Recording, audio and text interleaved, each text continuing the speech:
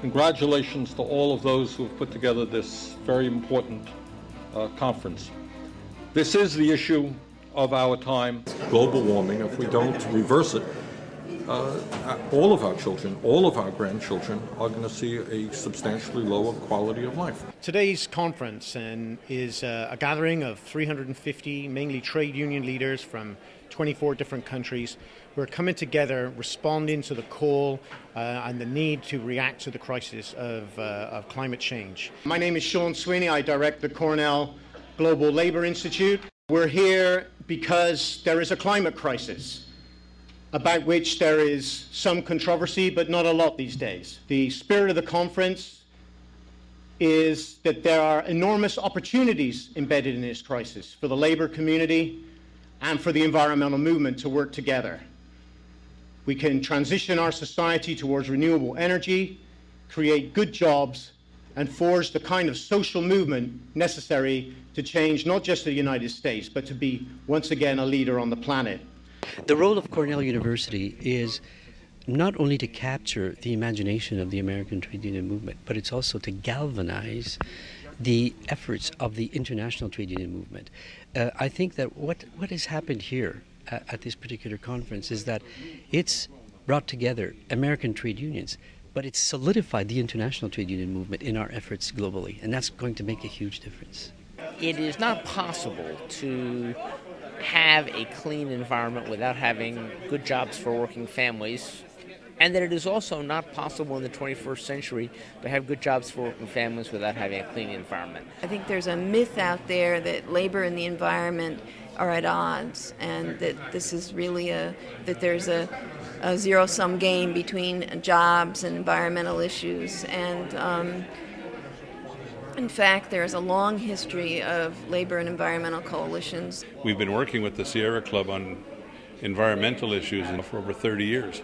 So it was an easy step for us to make those occasional projects together into a permanent project by creating a Blue-Green Alliance of the Sierra Club and the Steelworkers. In the last 10 years, labor has taken to action and taken to heart concerns about the environment. And I see lots of local and regional coalitions where labor is aligning with environmental interests. It's important, again, both for the environment and it's important for labor to join together. You cannot put the environment versus the economy, the environment versus jobs. It is a false dichotomy. It is not what it's all about. I really rely on the environmentalists and the environmental justice people to come up with the grand plan, and it's up to us in labor to help make it happen.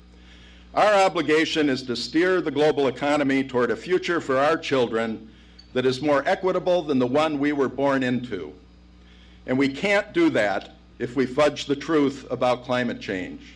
It is a very global issue, and climate change issues are real, as it said rightly in the conference, and global warming actually is here. Take this number, 7 billion tons of carbon a year, and take that number away with you. That's the amount of carbon going out of the ground and going into the atmosphere each year. Take a look 50 years back, as we did a moment ago, and roughly 2 billion tons of carbon were going into the atmosphere then. So we have a present problem, which in some sense, we don't have to fault ourselves too severely for not attacking 50 years ago. It's a 3 times bigger issue now. We have had experiences in Africa, especially in the small islands that are sinking because of the rising of the sea level. And this is very worrying to us because we are seeing environmental refugees, people moving from their homes that they've known all their lives, and other effects as well.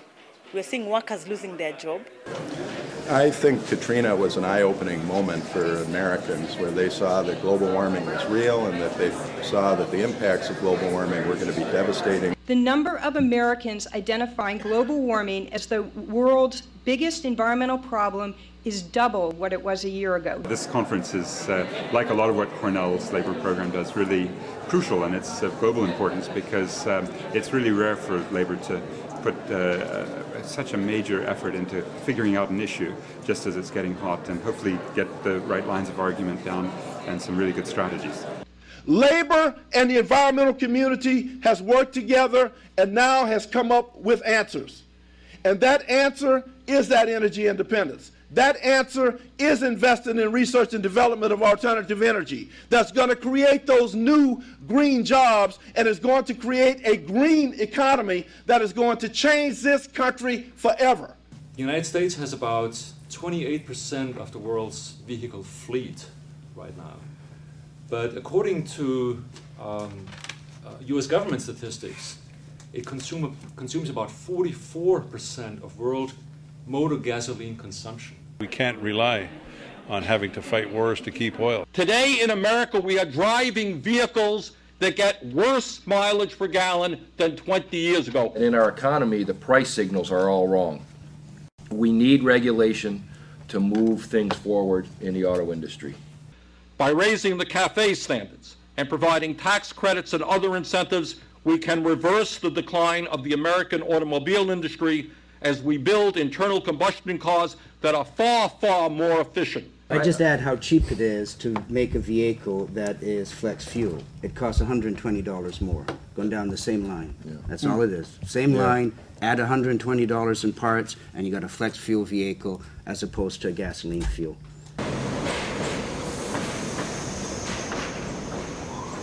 Mass transportation is central and critical to environmental concerns and issues. We need a revolution in rail transportation in this country. Change the built environment. We've got to give people a choice about how to get to work. We've got to give people a choice about walking and biking and doing something else besides driving a car. We've begun to encourage neighborhoods to develop plans for both the ride sharing and how they're going to get cost sharing from the cities to put up solar arrays that would then provide the electricity. We want to make sure that the photovoltaic installations of the future are done safely, making living wages for their members, and with the quality that's going to last 25 years. Create a situation, for example, so that in America we're producing photovoltaic units, we're producing wind turbines, we're hiring large numbers of people to retrofit our homes. We're revitalizing our rural areas, which is where I come from, so that our farmers are growing biofuels and starting to earn some income. That's the challenge that we face. Can we do it? You're damn right we can do it. Que el cambio climático representa una oportunidad en la historia de la humanidad. Una oportunidad única que no podemos dejar pasar porque no sé si habrá otra. Es una oportunidad irrepetible. We need to think, moving forward, how we do this planning. And community-based planning means having people who are in the impacted communities at the table. We've got to sharpen our act up a lot in terms of putting unions at the forefront of arguing for a new sort of, new systems of production, new systems of transport, a new economy based on green principles. The time is now for the labor movement to form coalitions with NGOs, governments, and academics, and to mobilize and educate their membership. It's got to be an extensive education program that all unions take on, and I think it's a great sign. There's the Green Blue Alliance, there's the Apollo Alliance, where many unions are engaged. My reason to be here is to introduce them when I go to the House to a rank and file, so they can be aware that this is really a problematic thing going on in the world, and we all should be responsible to taking care of. I think we should be doing much more of this hands-on education where you go deep with kids, and the environment is a perfect way of doing it, and a lot of teachers want to do that, and the union wants to help facilitate that.